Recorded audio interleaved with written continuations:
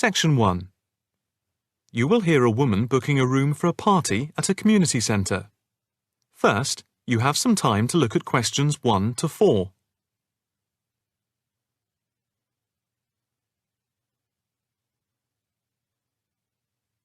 You will see that there is an example which has been done for you. On this occasion only, the conversation relating to this will be played first. Hi, good morning. My name's Pete. How can I help you? Hi, my name's Maria Lincoln.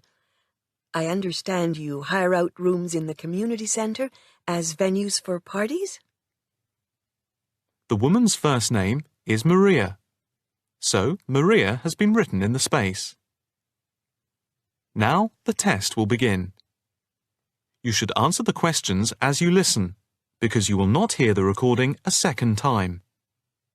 Listen carefully and answer questions 1 to 4. Hi, good morning. My name's Pete. How can I help you? Hi, my name's Maria Lincoln. I understand you hire out rooms in the community centre as venues for parties? Yes, we do. We've various sized accommodation. It depends on what you're looking for, really. We're looking to hold a party, a children's birthday party, and we need a room that will hold about 70 people, with space for a small disco area, games, dancing, and food. Well, we have a large room, and it would certainly hold at least 100 people comfortably. It's used a lot for parties and things like that. That sounds as if it might be suitable. I've tried various venues, and they're either booked up or they don't hold enough people. Can you tell me when you were thinking of holding the party? I know it's short notice, but we wanted to hold it Saturday week. That's September 15th. Let's have a look. Yes, you're in luck. The Mandela suite is free then. I'll just write that down. Mandela. And the time. When were you thinking of holding it? In the afternoon, from 3:30 p.m. to 9 p.m. Yes, okay. There is no smoking on the premises, and we're only licensed to have soft drinks. That's okay. I think I'm happy to go ahead. Before you hear the rest of the conversation, you have some time to look at questions 5 to 10.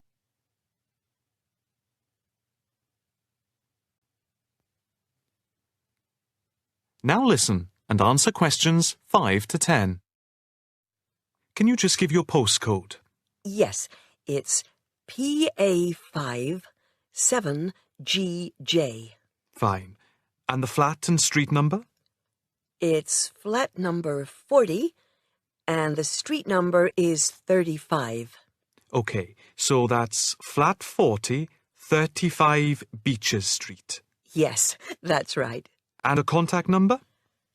My landline is 223279 with the code. But I'll give you my mobile number, which is 07897 293381. Okay, 293381. Can you tell me how much it will cost? It's quite reasonable, actually. It's £115 for the hire of the room, with tables and chairs. But if you want to hire disco equipment, we've got a basic system with speakers and other equipment for £25. But there's no technician around in case anything goes wrong. And of course, it's optional. That would save us carting something from home, but maybe we should bring a spare sound system just in case.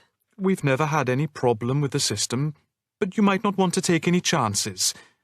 What about catering?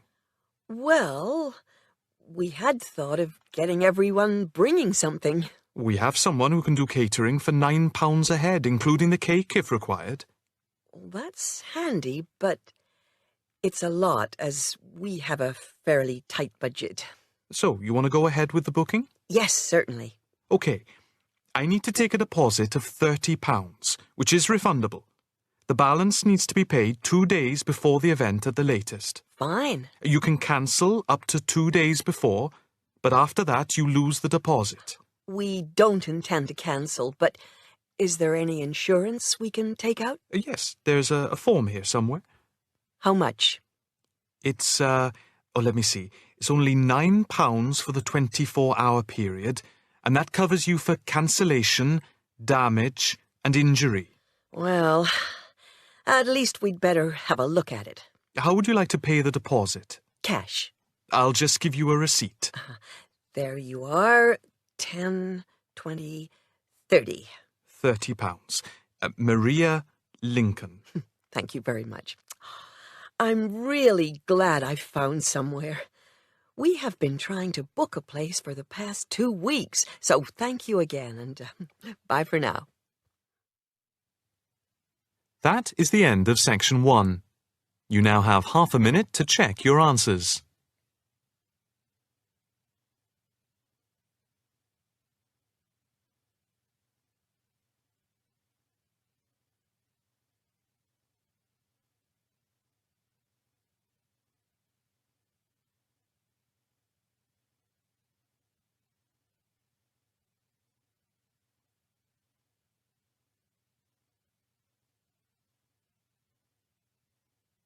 Now turn to section 2.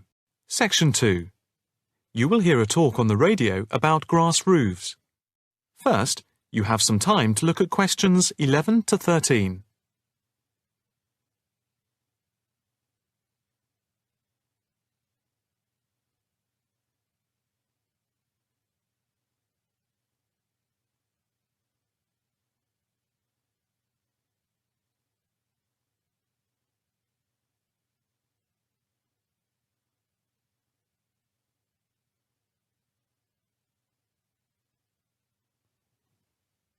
Now listen carefully and answer questions 11 to 13.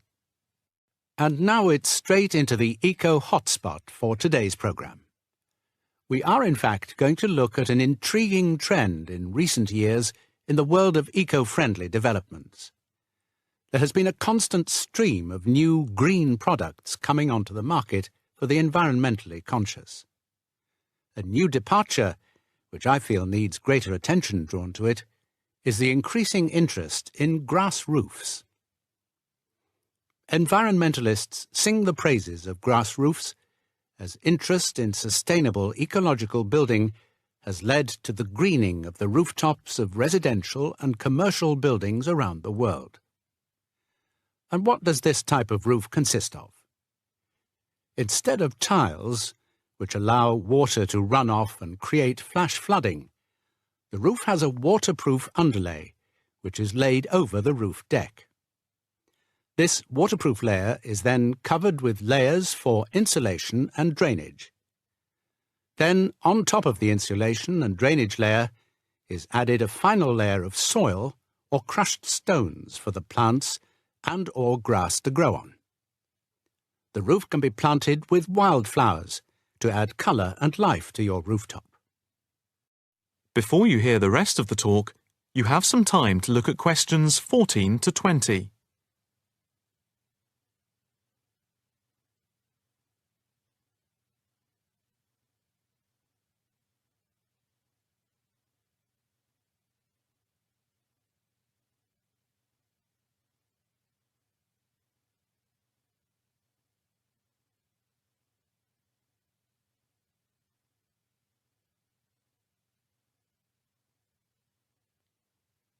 Now listen carefully and answer questions 14 to 20. As for the benefits of grass roofs, in spring and in summer they're very pretty as flowers spring into bloom. Moreover, in summer, grass roofs are of particular benefit in cities because they keep any building cool by reflecting the sun's rays. In winter, the grass roofs insulate the building, helping to prevent heat loss. The roofs require little maintenance and are better than any other roofing material. They encourage biodiversity by attracting bees and birds, and they absorb water runoff, which helps prevent flash flooding. In fact, the gravel layer retains 71% of the rainwater that falls, thus helping to prevent flash flooding.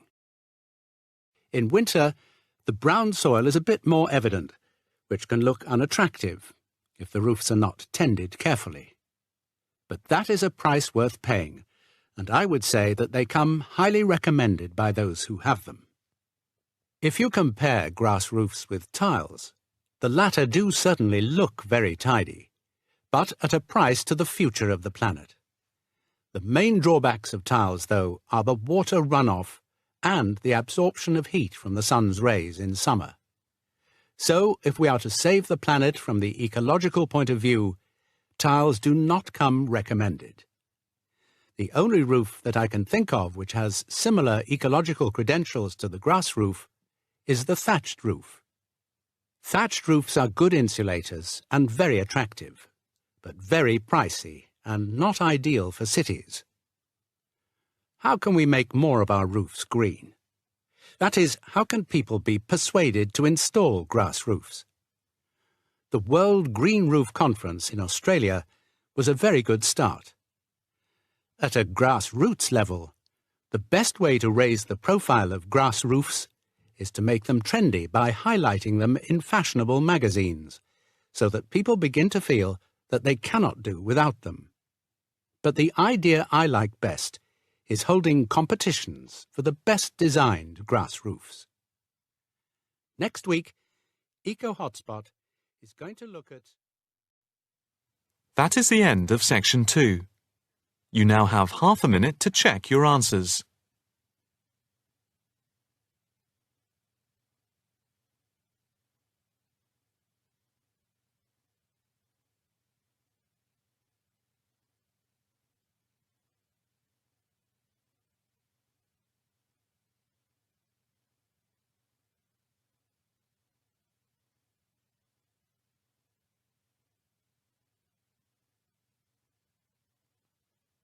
Now turn to section 3. Section 3. You will hear a student talking to her tutor about a presentation. First, you have some time to look at questions 21 to 23.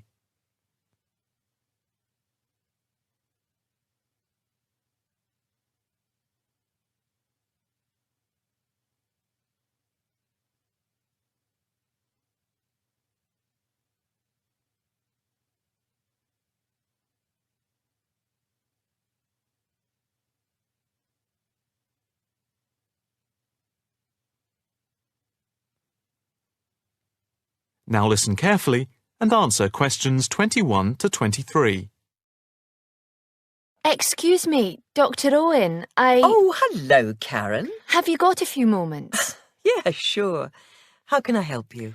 Well, I've had difficulty finding data on the original question, and I was wondering if I could change my paper to Investment in Knowledge, comparing some European countries with the United States, and then with others throughout the world, including the OECD average. I found lots of data by way of graphs, etc. Where did you get the data from? From various sources, books and journals. How are you going to present the material? I am going to use the electronic whiteboard as suggested and do a blend of graphs, pictures, text and podcasts to illustrate my presentation. It sounds very impressive. Yes, let's hope the whiteboard works. But I'm also going to have a PowerPoint presentation for a backup, just to cover myself. A backup is a good idea, but it's a lot of work doing everything twice. It is, but at least I'll have experience of both. Before we talk about how to use the data I've selected, could you give me the names of a few websites I should look at for more specific background material? When you type in anything to do with knowledge, there are millions of sites listed. Before you hear the rest of the conversation, you have some time to look at questions 24 to 30.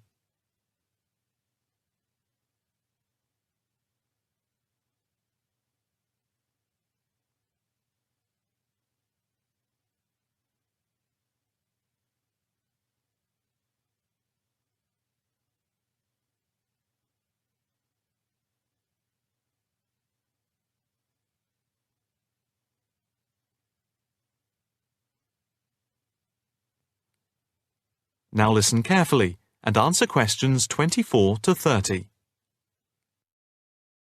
Let's see. Oh, I'll print you off this list.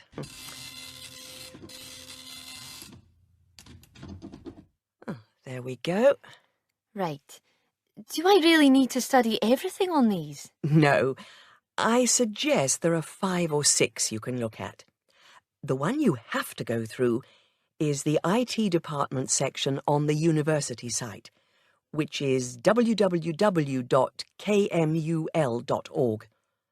It has articles by all of us in the department and has links to useful information, so I think it is essential to look at this. OK, I've already been on it, but I'll tick that one as a must-read. And there's a site which is hosted by Pollock. It's investmentit.com. All you need to do is to skim the abstracts of the articles on the site. They'll give you a general idea about the effects of investment in knowledge. Yes, that sounds good. It cuts out having to read everything. What about this one? knowledgejournal.com. If I remember, it's not that useful. I would say that there are very few things that you need to read there. Then there's itknowledgereview.com. It's got loads of articles, but it's probably best just to read those that have come out in the last term or so. Do you have to subscribe? No, it's free from the university library. And another free journal online is itonline.com. I wouldn't say it's essential to read it, but it is beneficial.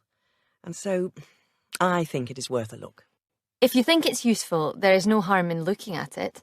But nationalstatistics.com is worth looking at and trying out the links that it gives. I think these are probably enough to be getting on with. I think so. There's another thing I want to ask about. How much material should I use in my presentation? Avoid crowding the screen. If you have lots of information at one time, people will not be able to follow it and will just switch off. That's worth remembering. I've been in lectures where there was too much detail on the screen and it was impossible to read quickly. But what about visuals? Do you think it's okay to mix visuals and text? Visuals are very useful, but they must be relevant, or else people will get confused about what they mean and why they are there, and they won't pay attention to what you are saying. So be careful. From what I can see, you have the makings of a very good presentation. Thank you.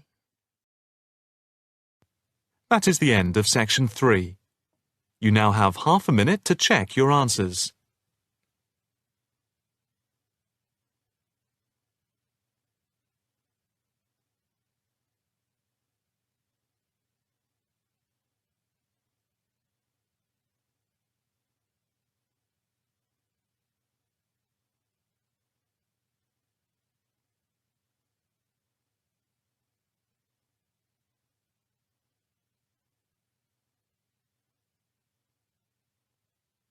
Now, turn to Section 4. Section 4. You will hear a talk on the work of a printing department at a university. First, you have some time to look at questions 31 to 40.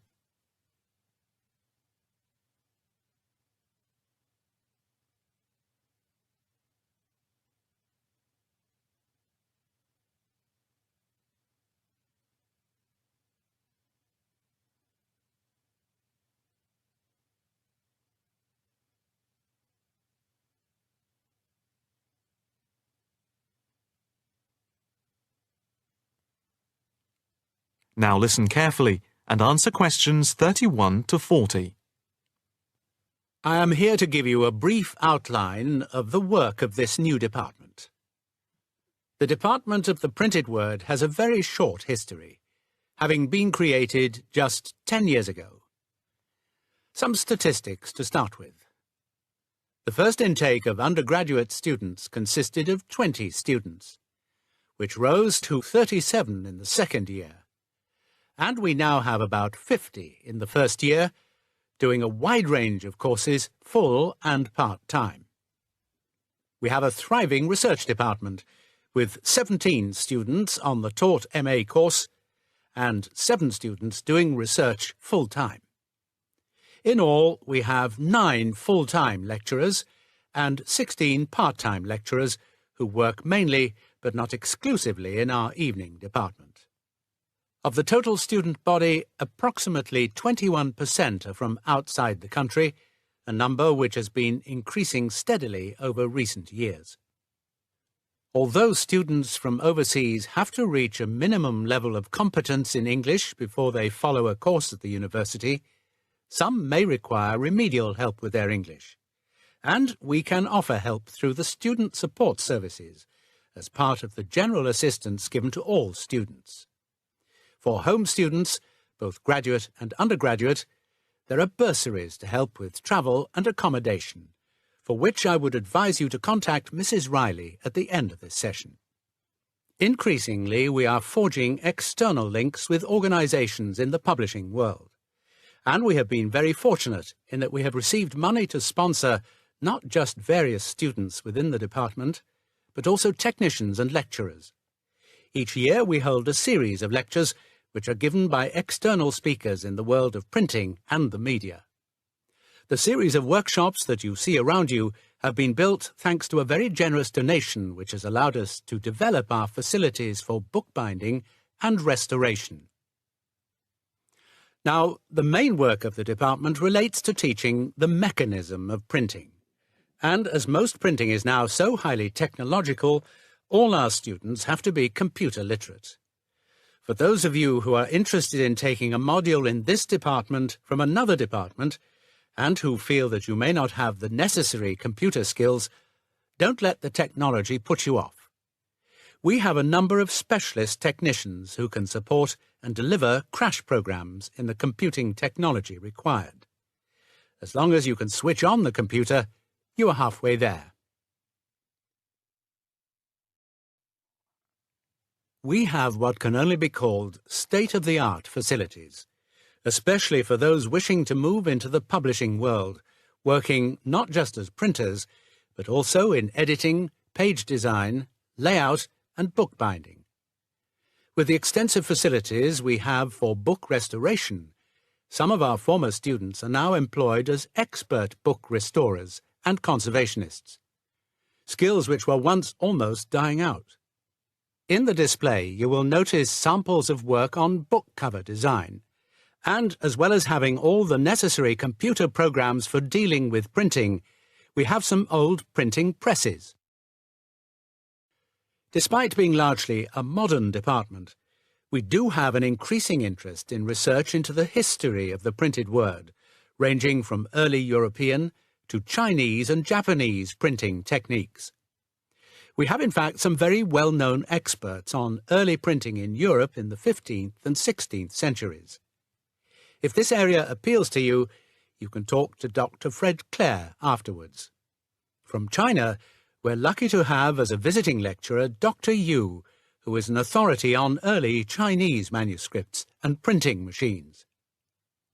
If you are thinking about doing a module with us, or you are interested in doing research after you have finished your first degree, the person to talk to is Professor Clarkson, who will be able to give you all the details.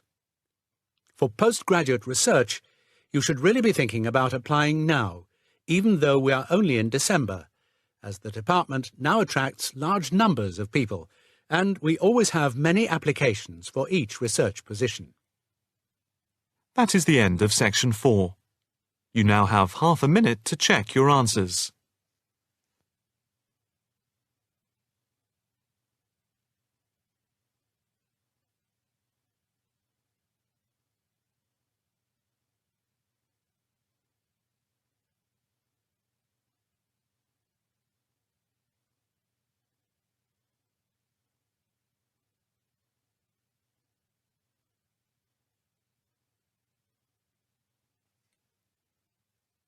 That is the end of the listening test.